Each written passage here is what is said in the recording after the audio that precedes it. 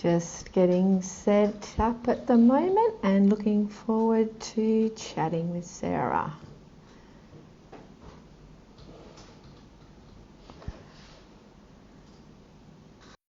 Morning everyone, it's Rebecca here from Plastic Free July.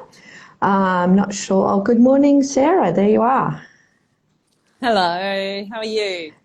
Good, and where are you? I am at home, but I'm getting a very wobbly reception from you. I'm not sure what that's about. Can you hear me okay? I can hear you perfectly fine. Oh, that's really bizarre. It sounds like you're underwater, so that's kind of strange, but we could persevere. Give me 1 second, I'll just turn the booster on. It might make a difference. One moment. Okay, I'll just ask my team how it's sounding as well. So good morning, everyone. I see a few, apparently the sound's good from our end. The team is listening in the other room.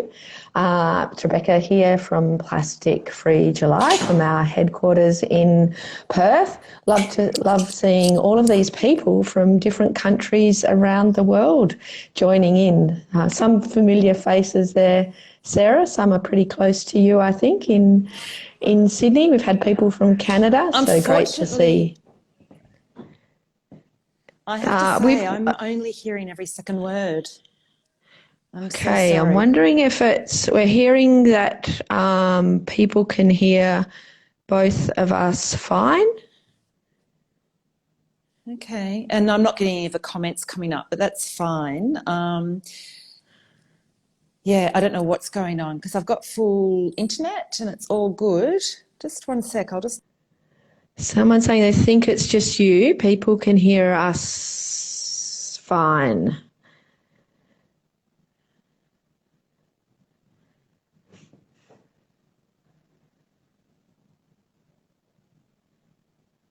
Oh, great to hear that everyone out there can hear us fine. So maybe just while Sarah's... someone's suggesting, Sarah, if you could dial in and out. Good. Oh, you're back. I'm here now. No, we're good. We're all good. Sorry about that. Oh, great. No worries. I've just heard from my team that apparently even Madonna, when she did an Instagram live sometime recently, had technical issues. So, look, welcome everyone. I'm really looking forward to our conversation, Sarah.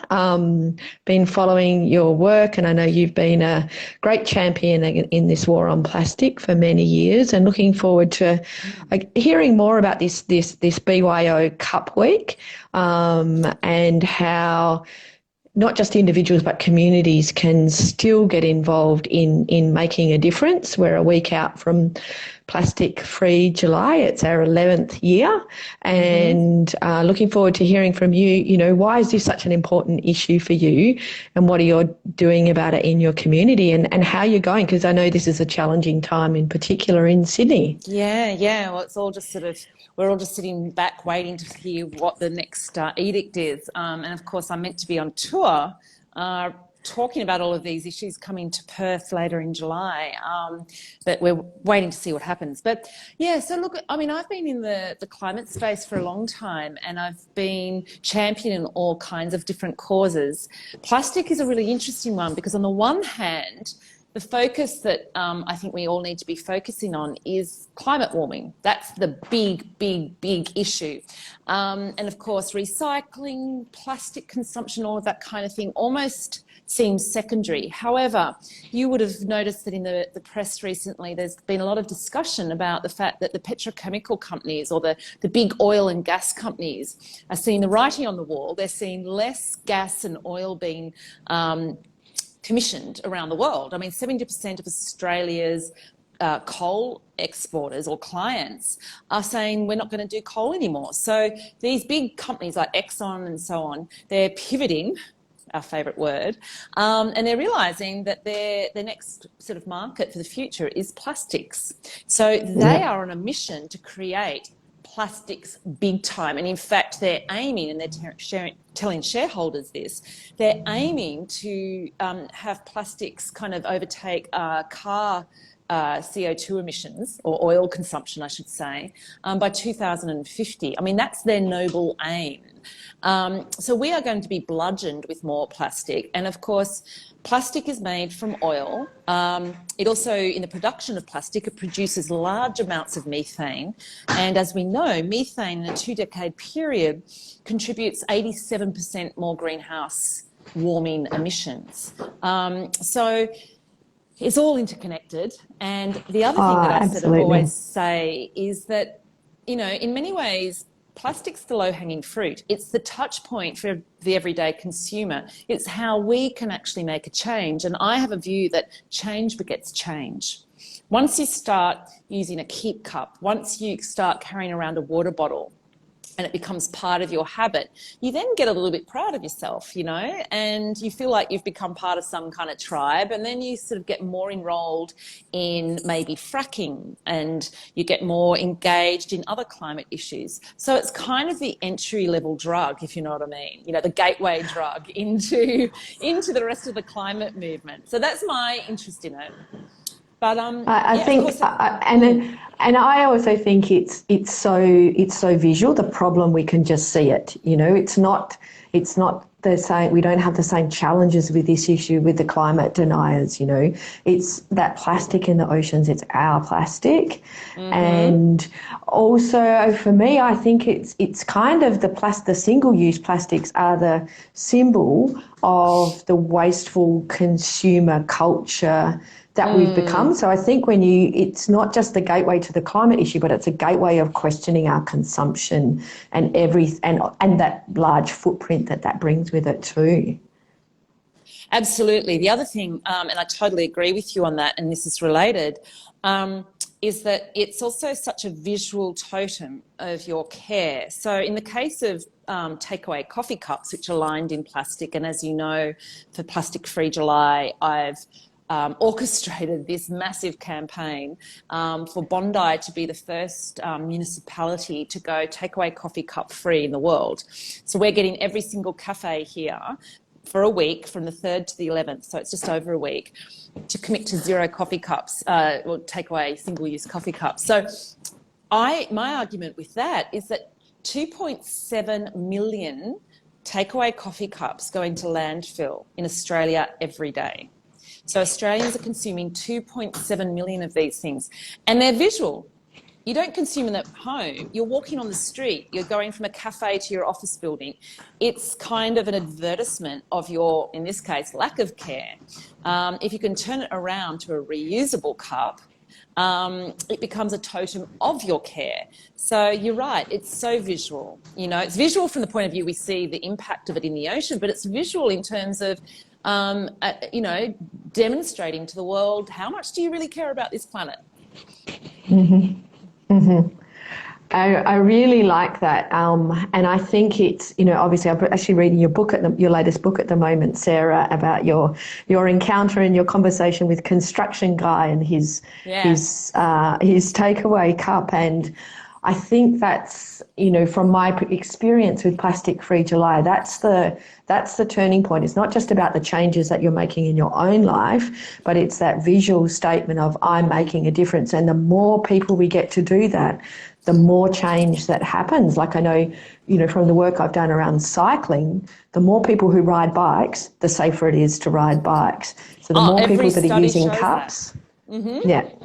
And it's a hard one, isn't it? Because someone's got to go first. So, you know, I don't own a car. I ride a bike everywhere. I've been campaigning for, I think, a decade to get more people on bikes for exactly the same reason. The safest places on the planet for bike riding, where in fact they don't feel they need to have helmet laws, are in the places where there's the most number of cyclists. And it's kind of a chicken, you know, it's chicken or the egg, cart before the horse kind of scenario. But some of us just have to be the brave souls that go first, you know, and then it becomes this critical mass. But it's a tricky one. It's a really tricky one to shift people's behaviour. So tell us about that. You said someone has to go first. We've got people here, not from just Australia, we've got people listening to us from all around the world. Break it down for us, Sarah. How do you take that step from, I've made this change in my own life, I'm feeling good about it, but I'm seeing this in my community and I want to make a change? Talk us through that, what that journey has looked like for you and how it's gone from this individual thing to trying to get all these cafes in Bondi, the famous, beautiful Bondi Beach in Sydney. Well, it's an interesting one because everybody seems to think that you go from zero to hero in all of this. You become, you suddenly overnight just manage to get people on board. So people think Greta Thunberg suddenly became Time Woman of the Year or Person of the Year just, overnight. But she started out as one person going first, sitting outside the Swedish Parliament with her little cardboard sign on her own. And we forget that this is how the world shifts, is it's one person doing a small step. So I don't know that there's a perfect formula, and I don't know that we can sit around waiting for the perfect formula. I think we've just got to do it. We've got to do everything we can in this moment, and it's going to look different for everyone else. And Pema Chodron, who's a beautiful American Buddhist nun, she has a phrase, and it's start where you are. Where you are is the perfect place for waking up. So I use this example in the book. A friend of mine, Lucy, ahead of the schools strike for climate in 2019, September 2019, she was despairing. She was like, Sarah, who's going to get more people going to this? And I said, well, what could you do? And she said, well, look, all the mums and parents are saying, look, it's too hard to get there. And she said, well, maybe I could hire a bus, a minibus. And I said, yeah, do that. So she put it up on Eventbrite, and within a couple of hours, it was sold, booked out. So she upgraded to a coach, and then she ended up upgrading to 2 coaches, and she got 150 parents and children to that strike. And then I shared the story on Instagram, and then a bunch of other people around Australia did the same thing in the last 24 hours before the strike. So her simple, little manoeuvre as a super busy mum who felt that, well, somebody's got to do something big here, but it can't be me because I'm not equipped. Her simple action led to about probably 500 extra Australians going to that strike. Oh, wow. That is how change happens. So I'll give you another example, which only just kind of came about this morning. So it's very real and it's very recent, and I'm so excited by it. Anyone who's read my book, This One Wild and Precious Life, might know another anecdote from the book, because I harass people in the street. Literally, person by person, I try to educate. And people are like, Sarah, haven't you got better things to do? And I'm like, this is how change happens. So I was in Mammoth Lakes in California doing a hike. I was following the footsteps of John Muir for my book. And I came across this dude in a cafe, a vegan cafe. He was on his break. He was working there. And he was asking me what I was doing. I was writing the climate chapter of my book. And I said, oh, you can read it if you like. I gave him the rough draft, and I was working on some other stuff, and he was sitting there and he said, hey, this is really interesting. My God, I didn't know all of this. And he said, hey, in the book, could you do it in dot point form? Because people my age, he was like about 25, we need dot points. And I was like, tell you what, I'll do dot points if you quit your single-use plastic habit, no more vegan smoothies in plastic cups. And I didn't think anything of it, but I said, look, we'll shake hands on it. I'll do it in dot points. I'll keep my end of the bargain. You keep yours. So I write this in the book, right? So it's all documented. And in fact, the stuff's all in dot points. He's happy. I'm happy. But I thought, I'm going to find out what happened to that guy. So I went and found a picture of the cafe that I'd taken at the time, did a Google map search, went, oh, that's the name of it. Emailed the name of the cafe, said, have you got a staff member? Could you just ask your staff if they remember meeting this Australian who was writing about climate? Anyway, I've connected with this guy. After that conversation, he's gone off and he lives in a small cabin off-grid, and he has committed to 0 single-use anything. And he's, I think he's about 27, 28 now. So I'm about to do a talk with him. He's also gone off Instagram, which makes it IG Live a little bit difficult, but we're going to do a Zoom interview, and I'll try to share it somewhere on one of my platforms. But look what happened. I had one conversation, I bothered to care and discuss it with this guy, and people respond to it. People are charmed by it. And so I don't think we should I don't think we should be despondent about the fact that our small little thing is not going to make a difference. It does. It just does. And you probably know the 3.5% figure of action. Basically, if you can get 3.5% of any population on board, the studies that were done over 100 years of activation, of peaceful protests, they found when you get 3.5% of a population involved, then the change comes about, whether it's legislation or whether it's a community petition, the change happens. 3.5%. So start where you are. And so that's what I've done here in Bondi. I literally did a podcast where I ranted about exactly what we're talking about now. And I said, someone's just got to go first. And a cafe owner was listening to it, a local cafe owner. And she reached out to me on Instagram and went, can we do this? Let's do it together. And I was like, I've got so many things to do at the moment, but yes, let's do it. And so cafe by cafe, we walked around. There's 80 cafes in Bondi. We didn't choose an easy suburb. We walked around from cafe to cafe. We got posters done. I called in really cool graphic artists, a friend of mine who does PR.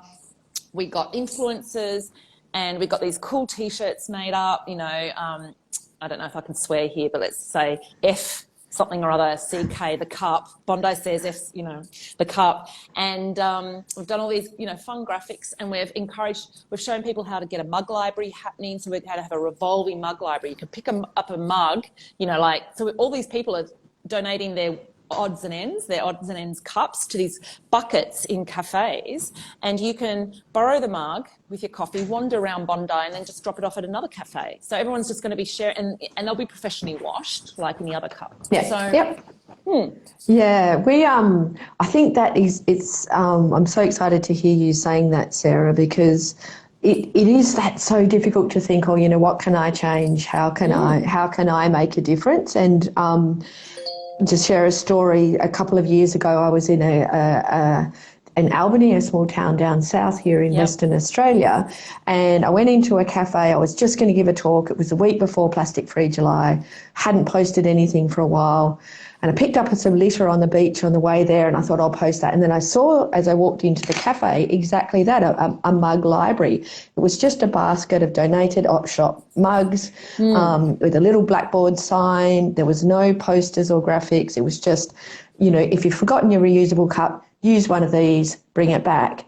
And I just took a snap of that, and that photo of that mug library, that basket of cups, went viral. And I was like, I just couldn't believe how it had got shared so quickly around the world. But what I loved about it was that people were starting to talk and tag their local cafes and said, oh, hey, actually, I've just cleared out my grandma's house, or I've got a box of cups in my cupboard. Can I bring them down? So it doesn't need to be costly. It doesn't need to be complicated. It's just about those small things. And we've there's some of our posters that are all on our website here. So we've got one there. It's choose to refuse single-use cups, bring your own reusables, or dine in, which is actually... There's always that. There's always that. And if you're fortunate enough where you live to be able to do that, I think that's actually my favourite solution of all. Well, that's right. I mean, there's always that notion of, let's take the time to actually enjoy something that's actually quite a precious resource. Coffee takes a lot of work to produce, so it shouldn't be treated cheaply. I always use the example, would you walk around with wine in a plastic cup? Since when did we need to walk around with a premium product in a horrible, tacky cup? Like, we wouldn't do it with wine. And in fact, coffee beans take more care and sort of artisanal work to create when you actually break it down. So, I think dining in is a classy alternative, to be honest. I never get a takeaway coffee cup unless I'm working at home and I need to get a coffee and I don't even have... I use a jar, so I don't use, or I don't go and buy anything new unless I must, unless it's unavoidable. So I just use old jam jars and use the elastic bands from my kale and things like that, that I accumulate. And that's the silicone grip. And then you just have the lid on top. That's what I use as my keep cup. And so I really encourage people to do that. There's no need to go and spend $20, $30 on this fancy cup that so many people go, oh, I broke it. Yeah, that's why I'm using a takeaway coffee cup. So you went round to these 80 cafes. What was the reception? Oh, it's mixed. It was, some of them were like, thank God somebody's doing this, where somebody's got to do it.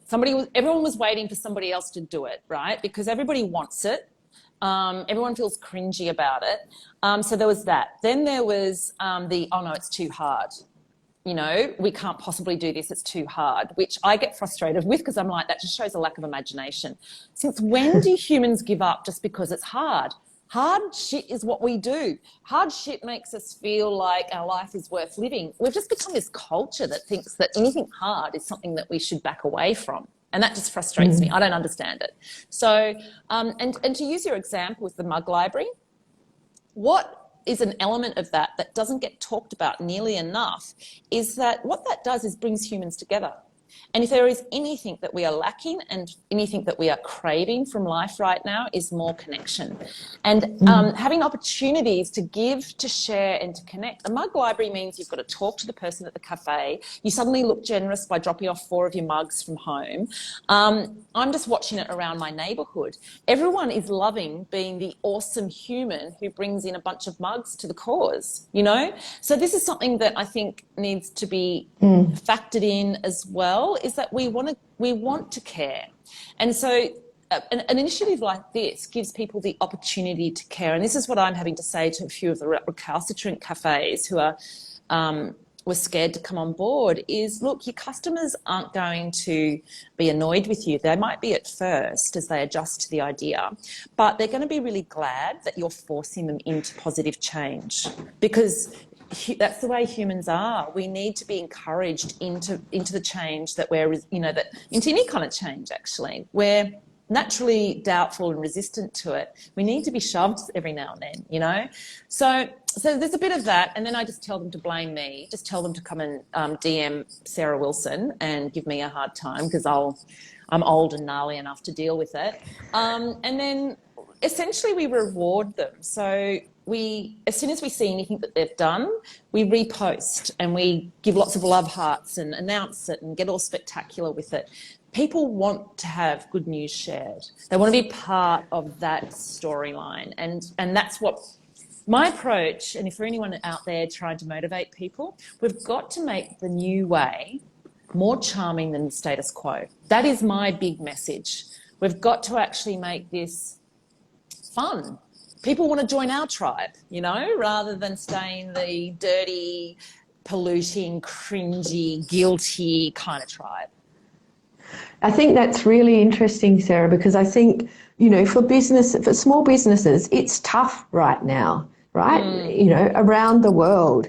And, I think there's been great value in this, in the model where, you bring your right cup, you do the right thing, and you're rewarded for that behaviour by getting a 50-cent discount. But I think for some cafes, that's a cost to the businesses. So I think switching this around and making the reward of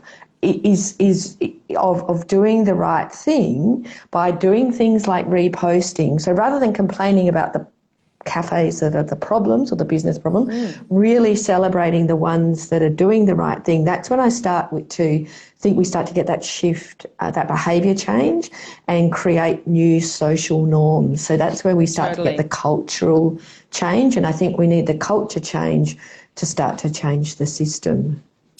Oh, I totally agree. And I think the idea of cafes offering discounts for people to bring their own keep cup, no.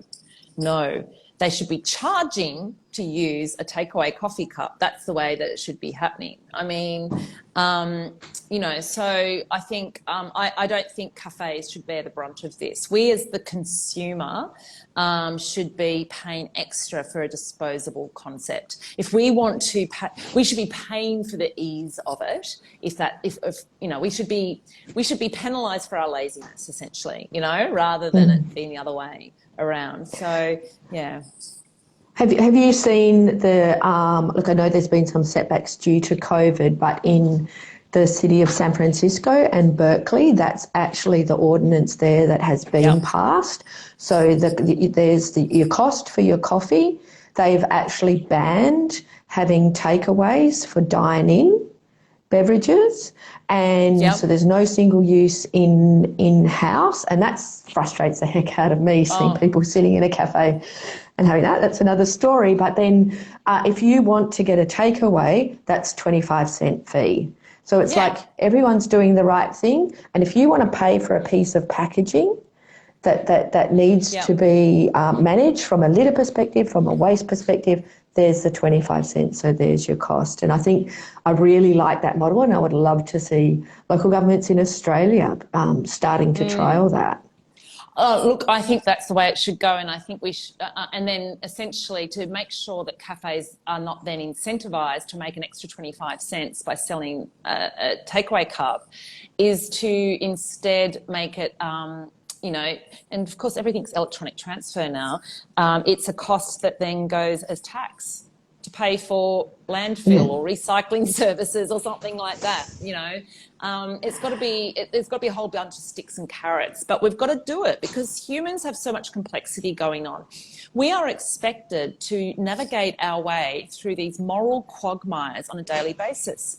We used to have checks and balances and sort of what I call moral boundaries set up for us in and around what we're meant to do and so on. And we're quite used to having fees and fines for bad behaviour and stuff, and it would guide us. Now we're expected to kind of work it all out on our own because government's taken its hands off so many things like this. But really it does need to be... you know, it needs to be legal. It needs to be enforced, essentially. It needs to be like seatbelt laws. Brought in, everyone accepts it and gets on with their lives, you know, adjusts and gets on with things. Yeah, absolutely. And I think, you know, certainly we've seen this with plastic bag bans. We've seen this with container deposit schemes around this country, and now single-use single-use plastic bans. So it starts with people in the community making changes in their own lives, with community groups sewing boomerang bags and putting them at shops to help people writing petitions. Like governments will bring in that change once they've seen that 3.5% that you were talking about before. Yeah. Sarah, I wanted to ask you about the challenges in particular of doing this during a pandemic, and how you are tackling and questions you're being asked by people around the safety. Like, are you getting pushback from cafes around concerns around human health, or even concerns that they think there's health guidelines in place that doesn't let them use people's reusables? Interested in your thoughts about that. Well, I looked into this when we first went into lockdown, you know, this time last year, you know, and I got a statement from the Minister for Health, so from Greg Hunt's office, as well as Susan Lee's office, the Environment Minister, as well as a statement from the WHO. Figured I'd just get all my bases covered. Essentially, there is no law in Australia anywhere that says that a cafe must serve takeaway coffee cups during any kind of pandemic, outbreak, shutdown, whatever. It's a little bit like, why do people buy toilet paper as soon as a shutdown gets declared? Oh, the only reason is because everybody else is buying toilet paper. So the whole idea that takeaway coffee cups are the law during COVID is absolute furphy. It came out of nowhere and everybody jumped onto it and believed it. So if you are if you go to your local cafe and they've suddenly done this, and I've seen it already, we haven't even so for anyone listening outside of Sydney, we've had another outbreak. Our Premier is potentially going to announce a shutdown or a lockdown, and we've got lots and lots of restrictions going on at the moment, masks, the whole thing. So I'm getting these questions all the time, and cafes are already just getting rid of their crockery and bringing out the takeaway cups, you know. And so if that happens at your cafe, point out to them that in fact there's no law. And in fact, I've got a statement from Greg Hunt's office confirming the WHO information that says there is no science to show that there is a greater risk of getting COVID from, takeaway, single use versus reusable. So, you know, they've weighed up all the different options, the different circumstances, and really materially there's no difference. You know, and in some cases, the disposable option turns out to be more dangerous in some, you know, through some lenses. So absolutely fine to continue as usual. If cafes are nervous, there's the oh God, what's it called? There's something pour. It's the where you put your cup Contactless down. pour. That's it. Thank you. Contactless pour. And cafes, you know, some of the busiest cafes in Bondi have been doing that for quite some time. They've got no problems. They just got used to it. Their baristas just set up a slightly different counter setup, and it's all absolutely smooth sailing. And so the mug library, all of those things can operate as safely as a disposable cup operation. So that's what I would say. And it's really up to, I mean, I've got the information on my website. It's fact. It's, you know, it's legally absolutely fine to use you know, reusable cups during this time. And it's just about us being responsible as individuals. You've got to wash your own cup. Yeah. You let them know that you're just going to put it down the bench and do the contactless pour, and that's fine, and off you go. And if it's one of their mug library cups, it's absolutely fine. They've washed it. It's gone through their industrial washer. They put it into the cup for you. Presumably the barista's taking all the precautions because they're going to touch your takeaway coffee cup or your mug. You know, it makes no difference. They're probably going to take your credit card and tap it. You know, there's all kinds of things, touch points. There's far better ways to be precautious. But I just think, we've got to actually question ourselves. Is this laziness? You know, are we giving ourselves an excuse, or are we being legitimately vigilant about how we're going to do this pandemic, you know? So, yes, I do get pushback on it, but the things that I do is we've got an Instagram site, BYO Cup Week, and I'm just going to do a video on there explaining to Bondi residents and cafe owners, this is the deal. So pretty much what I just said to you now. Yeah, great. I'd love to. I'll definitely be checking out your website, Sarah, and looking for those quotes. We're just about to launch our safe use of reusable guide, where we provide all of that World Health Organization information about masks and Food Standards Australia, and the advice from the US FDA, like all of the information. I think that, you know, we need to be very mindful that this is not a gastrointestinal virus, it's respiratory. And, you know, just reading off the screen now, the WHO says to date there is no evidence of viruses that cause respiratory illnesses being transmitted via food or food packaging. So obviously we need to take care of our health, but it is not from switching to, and we need to, you know, if we're bringing our own cup, keep it clean, hold on to your lid, you know, do the contactless pour. And be I demonstrative, so you make everyone around you feel safe, like you're being responsible, you've got this one, it's all cool, we're all good, you know? And that's part of the collective experience of going through tough times, you know? That's what we do. Absolutely. So I've got a couple of questions here, Sarah. I'm not sure if you can see them, but maybe I'll answer the first one. Okay, I'll answer the first one and then throw the next one to you. So we've got a question here, like, what can we do within our local community to help towards zero plastic? And I think you've answered a bit of that, you know, with the start with one thing, start with what you can do, share those positive stories, you know, join Plastic Free July. There's millions of people around the world that are making changes and making changes together. So choose the one thing that you can do in your community, whether it's taking a poster to the cafe, having a conversation, seeing if they're willing to set up a mug library. And we're all in such different circumstances now, depending on where we live. And so the real focus is what we can do, and look at that, not what we can't. Like if we're in lockdown, let's look at ways of not wasting so much food. We waste 40% of the food that we grow in this country, and a lot of that's happening in our homes. So, and share what you're doing and have those conversations. And interesting, you were talking about the power of community and the power of connecting people. We actually do quite a lot of surveys and research behind Plastic Free July of participants and the changes they've made before and after, and the waste that they're creating or the waste that they're reducing. And one of the really interesting findings is that people who participate, people who are taking action, it gives you an opportunity to live their values, and people's sense of well-being actually improves through doing Plastic Free July.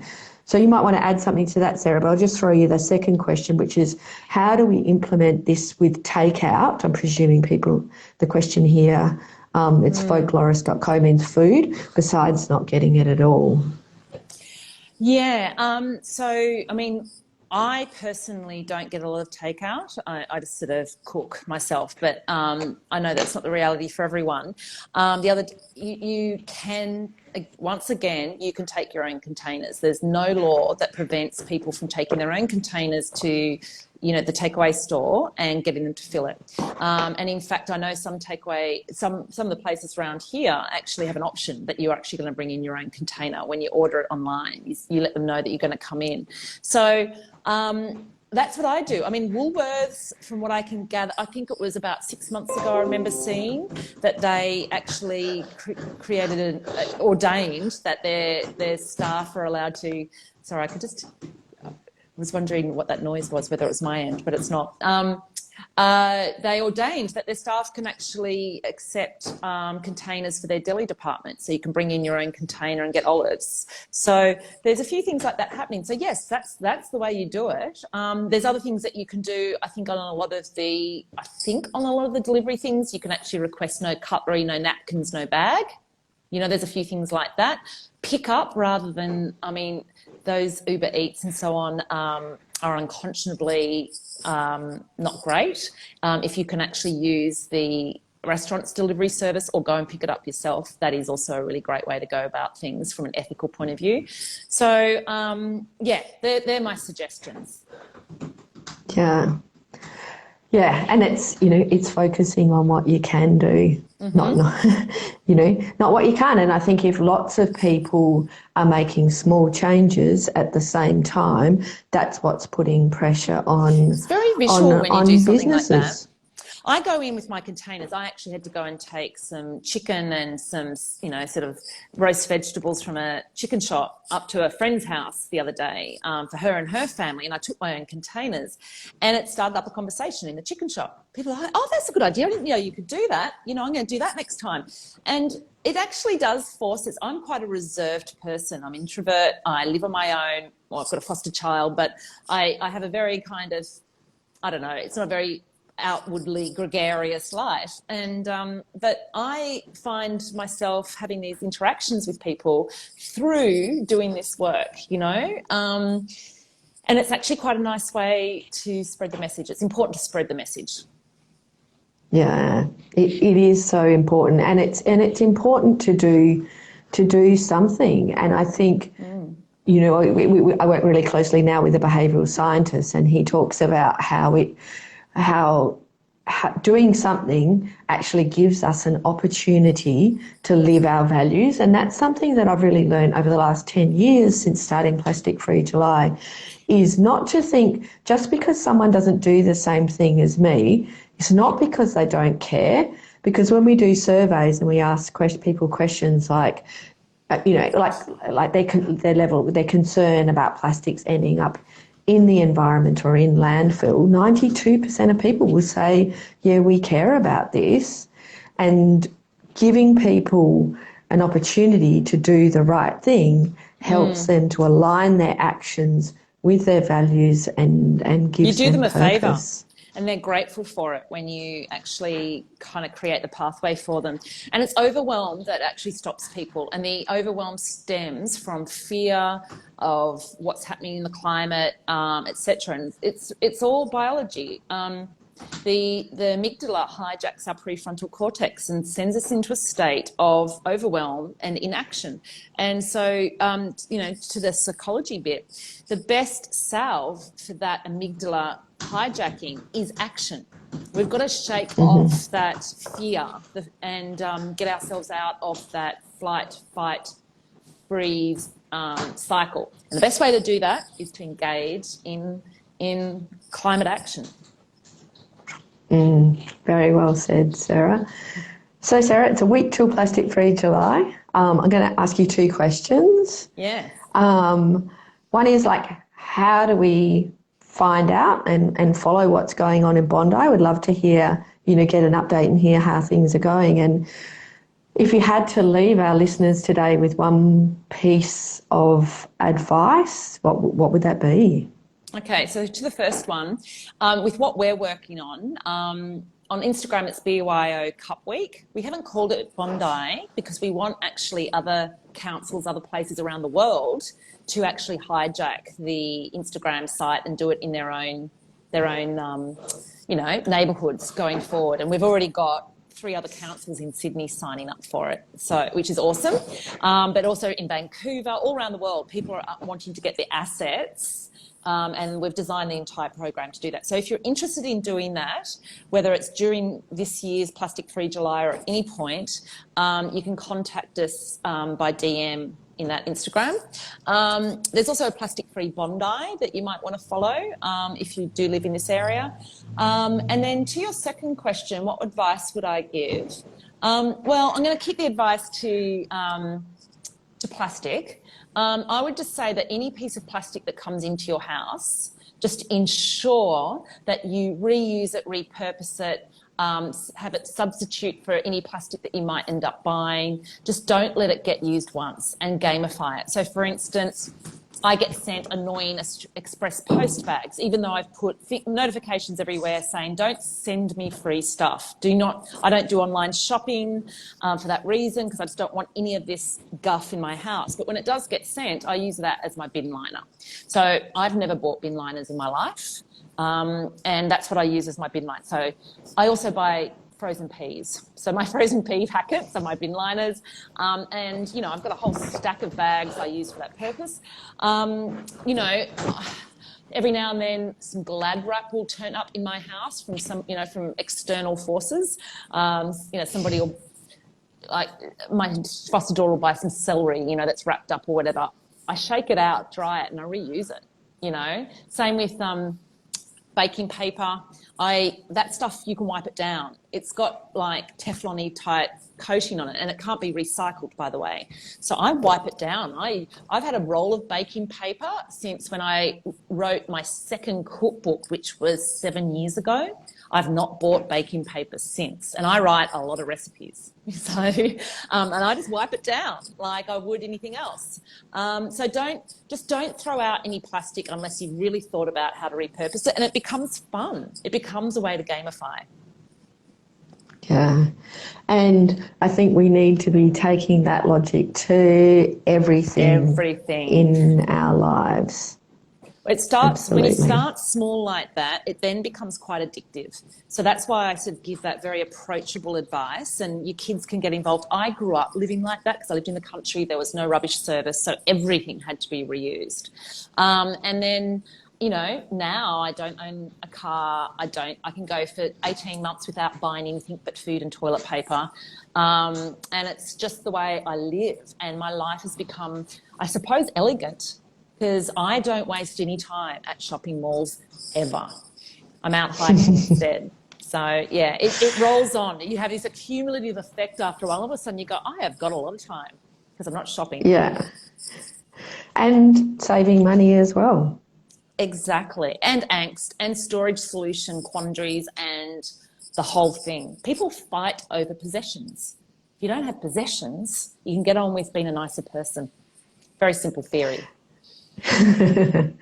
Well, look, Sarah Wilson, it's been such a pleasure to talk to you. I hope that you, with these, whatever happens in Sydney, you do manage to get out and get that hiking in the coming week, and really look forward to following this inspiring story. And I think it's given me, I'm going to be hitting up my local cafes here in South Freo, and really look forward to watching what unfolds. And thank you so much for what you do and for being part of the solution and for giving us all some hope. Oh, my pleasure. And hopefully I'll see you in Perth and other Australians on my tour going forward, the Wild and Precious tour I'm doing with Live Nation. Absolutely. Would Yeah. love to meet you Talking then. all of this stuff. Okay. Yeah. Ciao. Absolutely. So much to talk about. See you then. See ya. Bye. Bye.